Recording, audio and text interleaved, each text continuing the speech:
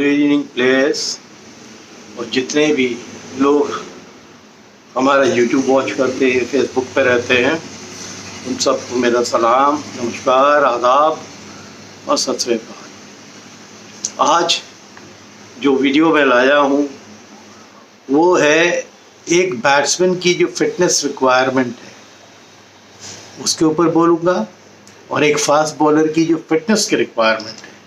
बहुत ज़्यादा लंबा नहीं रखूँगा। इरादा तो यही था कि आज ऑफिस में जाके मैं ये वीडियो अपलोड करूँ, पर आज बहुत पानी गिर गया लखनऊ में, तो मैं घर पे ही बैठा हुआ हूँ। आज ये वीडियो अपलोड कर रहा हूँ, बट एक बहुत इम्पोर्टेंट सब्जेक्ट के ऊपर है। बहुत ध्यान दें, खासकर बैट्समैन और फास्ट बॉलर्स। इनको कहाँ कहाँ मेहनत करनी है, बॉडी के किस पार्ट पे मेहनत करनी है, उसके ऊपर मैं बोल रहा हूँ।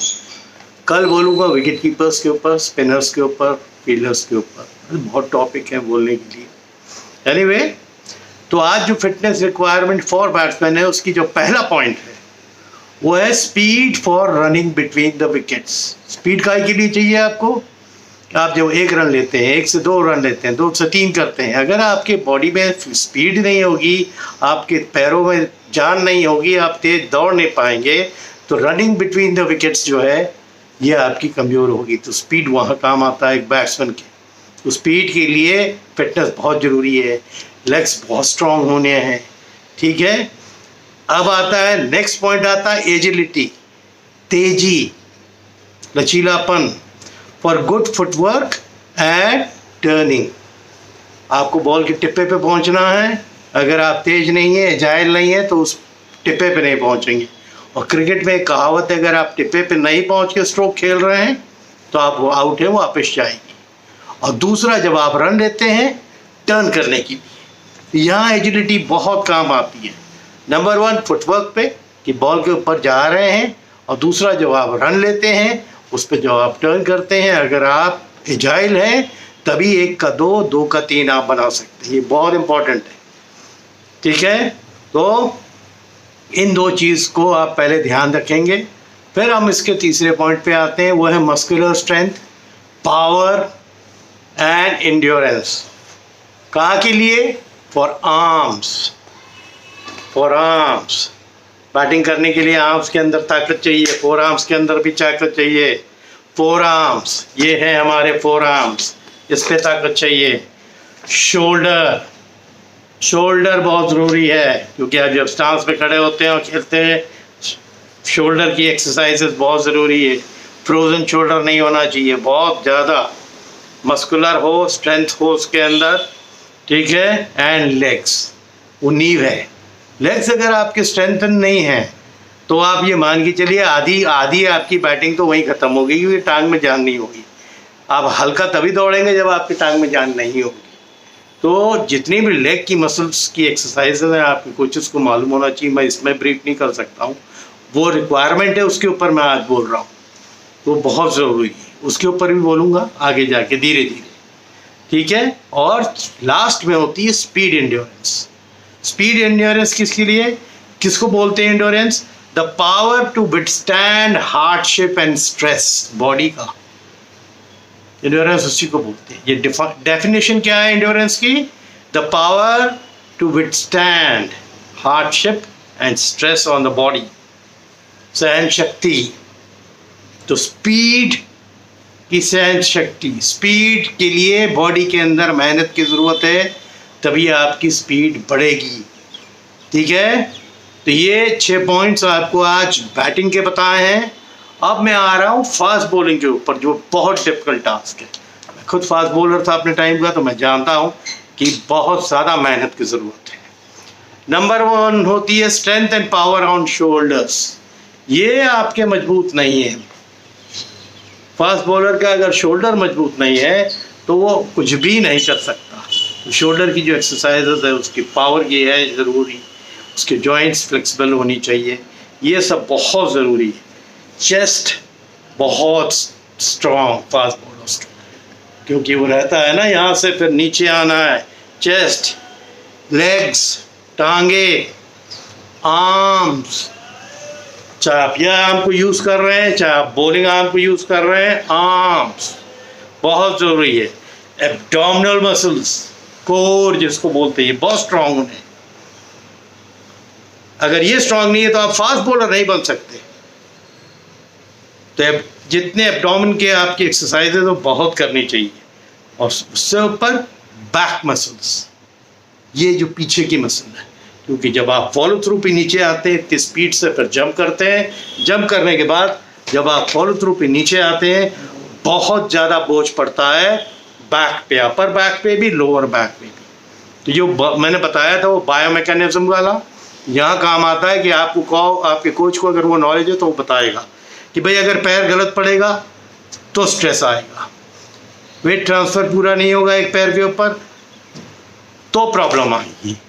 तो बैक के आप बहुत फास्ट बॉलर एक से एक बैक की प्रॉब्लम और नी की प्रॉब्लम से ख़त्म हो गए, उभर के ही नहीं आ पाए। कहाँ खेल सकते थे, कितना लंबा खेल सकते थे, बट वो उभर के ही नहीं आ पाए। तो एब्डोमिनल मसल्स, बैक, आपके जो बैक मसल्स हैं वो बहुत स्ट्रॉन्ग होंगे। ठीक है। अब इसके बाद आता है एक्सेलरेशन, स्पीड फॉर रनअप। जो आपका रनअप होता है वो एक्सेलरेशन का डेफिनेशन क्या है? फटाफट भागना नहीं होता। एक्सेलरेशन है तो है चेंज ऑफ वेलोसिटी, क्विकनेस पे जाते तो हैं, वेग वृद्धि जिसको बोलते हैं। आप धीमे स्टार्ट करते हैं बॉलिंग में, आप धीमे स्टार्ट करते हैं, फिर आप धीरे धीरे धीरे धीरे धीरे आपकी स्पीड बढ़ती, जंप एंड डिलीवर, पूरा वेट आगे वाली टांग पे आ जाना है। जब आप जिस समय आपकी लैंडिंग होती है, आपकी जो सामने की टांग है वो बिल्कुल सीधी होनी है, घुटने झुके हुए नहीं होने, तब तो वेट पिछली टांग से अगली टांग पे पूरी तरह ट्रांसफर हुआ है। ये बहुत इंपॉर्टेंट है। तो एक्सेलरेशन होता है कि आप धीमे से स्टार्ट करेंगे और तेजी की तरफ जाएंगे जब बॉल डिलीवर करेंगे, that is known as acceleration. तो एक्सेलरेशन का मतलब आज आप समझ गए होंगे, जिसको हिंदी में बोलते हैं वेग वृद्धि, वो भी मैंने गूगल से ही निकाला है। तो एक्सेलरेशन बहुत ज़रूरी है आपके रनअप के लिए। रिदमिक रनअप हो, उसी को बोलते हैं रिदमिक रनअप, जो स्लो स्टार्ट करके फिर धीरे धीरे बढ़ के फिर तेज बढ़ता है। And then jump and deliver, right. Flexibility during run-up and delivery. जो फ्लेक्सिबिलिटी होती है रनअप के अंदर, और ख़ास कर जो आपका फिनिश होता है कि आप कितना जंप कर रहे हैं उसको फिनिश कैसे कर रहे हैं, that is known as delivery stride. तो डिलीवरी स्ट्राइड के ऊपर आपका एफर्ट क्या है, किस तरह आप आए हैं, आपकी बॉडी कितनी फ्लेक्सिबल है। अगर आपकी बॉडी फ्लेक्सिबल नहीं है, ये जो आपका कमर वाला हिस्सा है ये फ्लेक्सिबल नहीं है, नी फ्लेक्सिबल, नी जॉइंट्स आपके फ्लेक्सिबल नहीं है, तो वो जोर आप नहीं ले पाएंगे। मैंने बोला फास्ट बॉलर कहना और फास्ट बॉलर बनना बहुत डिफिकल्ट चीज़ है। मैं भुक्तभोगी हूँ अपने बैक को लेके, इसलिए नहीं कि मैं अपने बैक पे काम नहीं कर पाया, मैंने ओवर बर्डन कर दिया अपने बैक को, क्योंकि मेरे को मालूम नहीं। ठीक है, मैं पहले भी बोल चुका हूँ इस चीज़ पे। तो ये फ्लेक्सिबिलिटी आपके रनअप और डिलीवरी में बहुत इंपॉर्टेंट है। ये अगर वो फ्लेक्सिबल, स्टिफनेस है, ज़रा भी आपकी कमर में स्टिफनेस है तो भी प्रॉब्लम है। कैसे आएंगे? नी अगर स्टिफ है आपका तो आप पूरा वेट डाल ही नहीं पाएंगे, घुटना मोड़ देंगे, घुटना मोड़ गया तो आपकी फास्ट बॉलिंग तो आधी खत्म हो गई। मीडियम फास्ट बॉलिंग होती है 120, 125 से लेके 30 तक, बट 130 से ऊपर 140, 145 जाना है ना, दैट इज फास्ट बॉलिंग। वो तभी होगा जब आप जो जो चीज़ें मैं बता रहा हूँ उसको आप रिदम में करेंगे। तो muscular endurance for repeated effort. एक फास्ट बॉलर को बहुत लंबा दौड़ के आना पड़ता है अगर मसल्स पर पावर नहीं। आइए, बॉल डालिए, फिर लौटिए, लंबा जाइए, आइए, बॉल डालिए, फिर लौटिए, लंबा जाइए। तो उसके लिए अगर आपके मसल्स के अंदर पावर ही नहीं है तो वो काम आप कैसे करेंगे? अधूरा हो जाएगा। एक दो ओवर आप एफर्ट से डालेंगे, तीसरे ओवर से आपकी स्पीड, बॉलिंग, रिदम, लाइन सब बिगड़ जाएगी। और उसका मेन रीज़न यही होता है कि जो आपका मस्कुलर एंड्योरेंस है वो ठीक नहीं है। तो वो रिपीटेड एफर्ट्स कहाँ से करेगा? कप्तान बोल रहा है 2 ओवर और डालने, बट अंदर से शरीर बोल रहा है कि मैं तो 2 ओवर में ही फ्यूज हो गया हूँ, तो मैं बॉल कैसे डालूँ। ये बहुत इंपॉर्टेंट पॉइंट्स है फास्ट बॉलर्स के लिए, बहुत। तो जो भी कोचेस जिस भी कंसर्न एकेडमीज़ में है, उनको ये मालूम होना चाहिए कि उनकी मेहनत कैसी होती है।